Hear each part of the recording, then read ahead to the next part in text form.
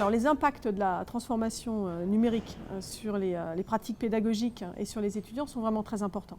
On les a parfaitement intégrés au sein de Noma Business School et spécifiquement au sein de l'unité Teaching and Learning Center qui a été créée. Les attentes des entreprises ont aussi également fortement évolué. Aujourd'hui, on est plutôt passé d'une société de la connaissance à une société de la compétence. Donc il y a une recherche de la part des entreprises autour de nouvelles formes de compétences, comme l'empathie, comme la capacité à travailler en groupe ou encore la réalisation d'un diagnostic critique, d'un système qui peut être assez complexe. Et il est nécessaire du coup de réinventer la manière dont les écoles et les universités proposent leurs enseignements. Alors pour ce faire, on part du principe que le transfert de la connaissance n'est largement plus suffisant. Ce n'est pas là-dessus qu'on nous attend en tant que pédagogue, qu'il faut travailler la mise en action et l'apprentissage par l'action. L'expérientiel est vraiment au cœur aujourd'hui de la compétence du pédagogue. Donc il faut qu'il ait un maximum de temps pour pouvoir utiliser toute la valeur ajoutée qui est la sienne dans l'interaction qu'il a avec ses étudiants. Au sein de Noma Business School, on appelle ça Experiential Education.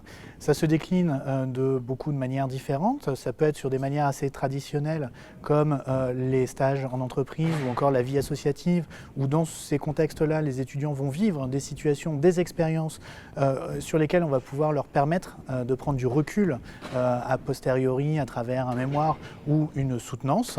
Mais on peut aussi utiliser des outils beaucoup plus novateurs comme celui qu'on a développé autour de la réalité virtuelle immersive qui permet de réaliser une étude de cas en management d'un genre complètement nouveau. Là, on a mobilisé la technologie au plus près de sa valeur ajoutée par rapport à la pédagogie. Nous sommes rentrés par la pédagogie avec des objectifs pédagogiques et on est allé chercher la meilleure technologie pour pouvoir servir nos objectifs pédagogiques.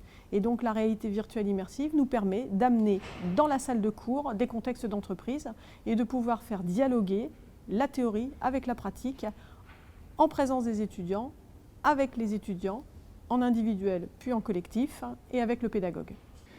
L'impact est extrêmement important puisque aujourd'hui on est rentré plutôt dans une économie de l'attention, c'est-à-dire que finalement un professeur est challengé par un écran d'ordinateur, un téléphone ou une tablette et il doit réussir à capter l'attention des apprenants, que ce soit des étudiants en formation initiale ou que ce soit des professionnels en formation exécutive.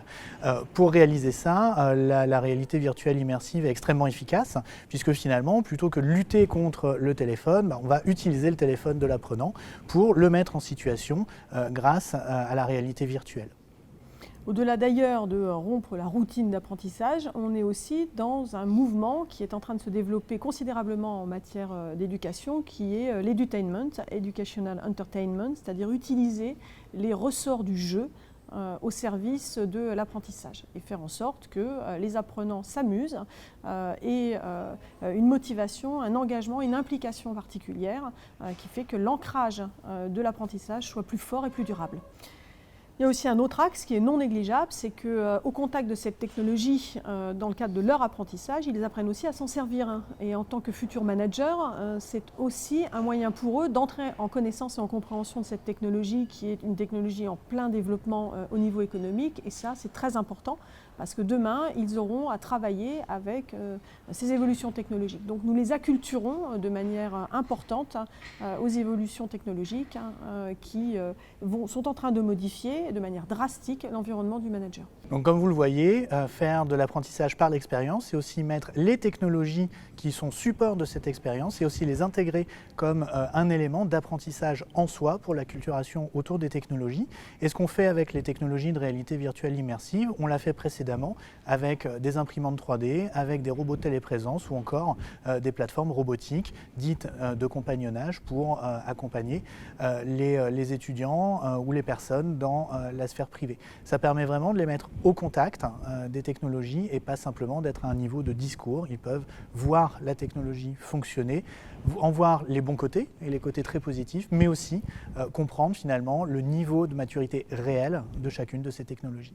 Si on revient maintenant au niveau de l'enseignant, ce qui est très important, parce qu'on est en train de parler de pédagogie.